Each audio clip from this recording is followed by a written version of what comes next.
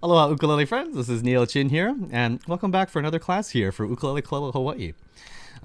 Really excited for this month's lesson. To this month, we're going to be digging into a really special sound that in my personal journeys, have found that just seems to pop up more and more around this time of year. So as you're going through a lot of holiday music and whatnot, I find that this wonderful chord that we're going to talk about today is all over the place. So we're going to look at first, just a little bit of the theory on how it works, and then we're going to look at just a couple little practical uses and how to practice them. Okay. Now, as always, as we go into something like this, especially when it's a little, kind of top heavy, we're going to go with the theory first.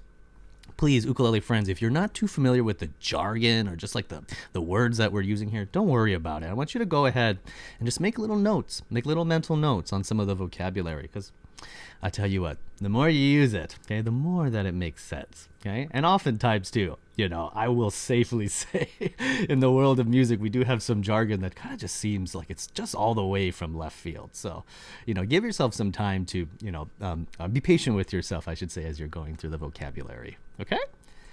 Now, I guess the grand reveal, without further ado, my ukulele friends, today we are going to be talking about the diminished chord, okay?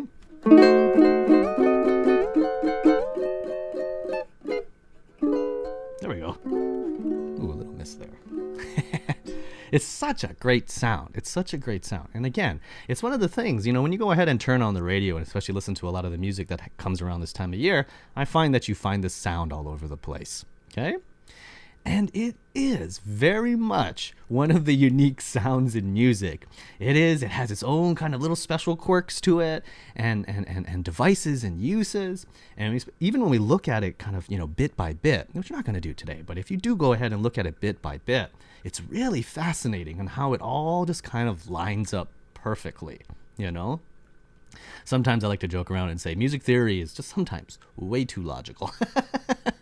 So it's, can be easy to make sense of it sometimes, But I'm going to go ahead and switch my camera here, and let's go ahead and do some playing. Okay. Now, when you're making a diminished chord over here, I'm going to make this one, okay? And I'm over here on the 2nd fret, and just so that we're on the same page here, what we're playing is 2, 3, 2, 3, okay?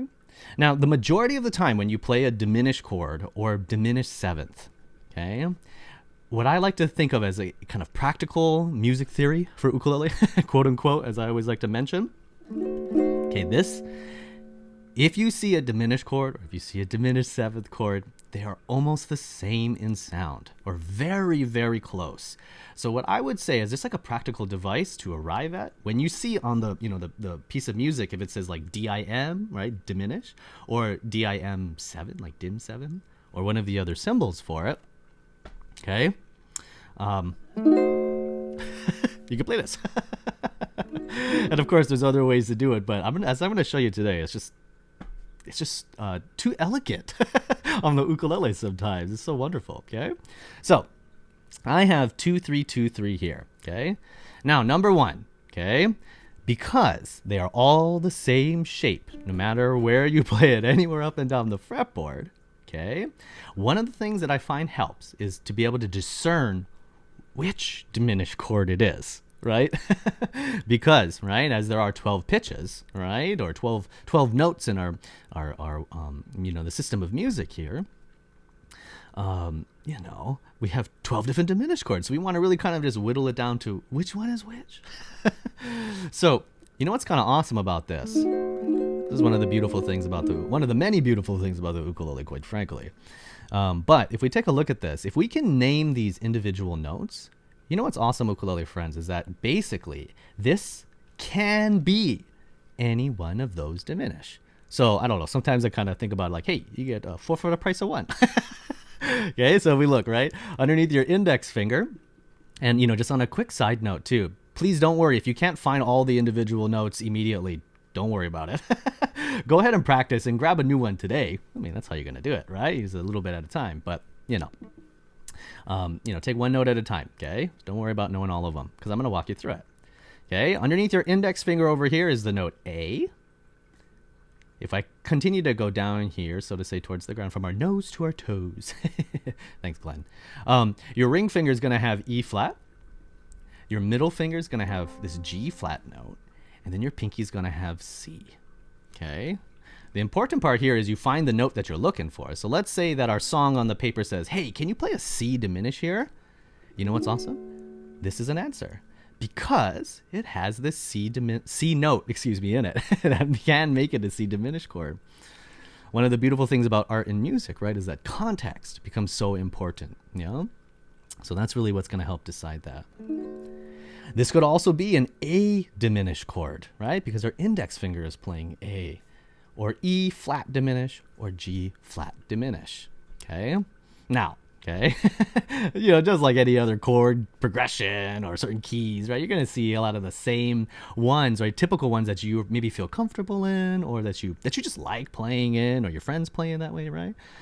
You just got to be able to find the few, so to say, and identify the few, because, maybe calling this, G flat diminished might be a little more, esoteric. But something like C diminished, for us in Ukulele Club, I have a feeling we're going to see that one a little bit more. Of course, the funny part, you got to love this, right? It's the same thing, though, at the end of the day, okay? Like fingering wise, all right? So, great sound. Now, practical little device here. Okay, now we can identify it. We can identify it. we can make the shape, right? And we can find it where we need to. So if I just, drop down, even here, randomly, I'm over here on the 6th fret, okay? I don't know, this could be B flat diminish, right? If I can find one of those notes, it's plenty good. Now, the thing about it is that, or about the diminished sound that's really unique, okay? This is definitely a little bit for the theory people out there, okay? But the distance between every note, each note, is the same. And because of that, this is what creates this kind of ambiguous question mark, like what is happening? What chord am I even playing kind of sound? Yeah? And the reason why I want to bring that up is not just for the cool information, which is, it's cool information, but watch this, okay? The distance between every note is what we refer to as a minor third, okay? Now, a minor third, okay, for us on a fretted instrument, okay, is basically moving up 3 frets, okay? So, watch my finger here. I'm going to use my index finger as, the reference point, yeah, for us, okay? So if our index finger right now collectively is on 2, I want you to go ahead and move that up 1, 2, 3. Take your whole entire shape and move it 3 frets over. Take maybe your thumb up with you, do a little shaking, find a place that's comfortable for you, okay? When you're here, okay, you know what's awesome? Is that this is the same diminished chord. In fact, if we look at all the individual notes, one more time, A, E flat, G flat, C. If we take a look at it over here, check it out. C, G flat, A, E flat. It's the same 4 notes, but just spaghettied up, so to say, right? In a different order. And if we do that again, so we go up 1, 2, 3, 3 more frets up. It does it again. Same idea. Those 4 notes, okay, are just jumbled around. You go up again. Those 4 notes are jumbled around. And you know what's awesome? You do it one more time. Yeah, a little hard there, but hey, no guts, no glory, friends. When we get all the way up over here, you are exactly, literally, as they say, 1 octave up from where we started. Okay? So it just lines up perfectly, right? And so as a practice device, I recommend, okay, that I would say in the woodshed, right? Or in your practice at home, right? You just go up and down like that. Just get comfortable with feeling the distance. And as always, right, your musical experience is largely predicated on the vividness of your aural imagination. So if you have the capacity then to not only feel the distance, but hear the distance. Like earlier, I think it was earlier, I was moving down and I definitely hit a clam. Hit the wrong note. My ear was like, hey, that's wrong, right? If you just tuck it 1 fret over, then all the diminished chords lined up, right? And we're back in the game. Because, I always say is everyone who plays music professionally, for fun, whatever the case is, everywhere in between, everybody gets lost. Everybody gets lost. Okay? Just depends how long you stay lost. That makes a difference. All right. So you practice your diminished chords. You just go up and down. And of course, part of me wants to say do all of them. But practically speaking, right? Quite frankly, you only really need, I would even say 2 is plenty good. So if you just take this is where now at club, right? If you see a diminished, oh, there's a C diminished chord in this tune. I'm going to try and play it up here. Okay? Instead. Yeah. And you can go back and forth because super fun, friends.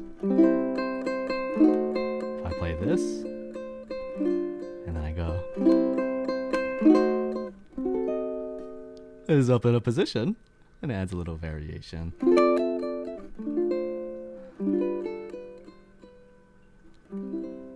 Okay. All right. Thanks for hanging out. The lovely, wonderful, wide world of diminished chords. Okay? I tell you, you start to scratch a little bit of the surface of music here, and it really just ends up being this big, big, big world to explore. So I hope you have fun exploring, right? That's half the fun is in the learning. Okay? So take your time, let your fingers catch up to your ears, and your ears catch up to your fingers, and have fun, friends. We'll see you at Ukulele Club, and be well. Aloha.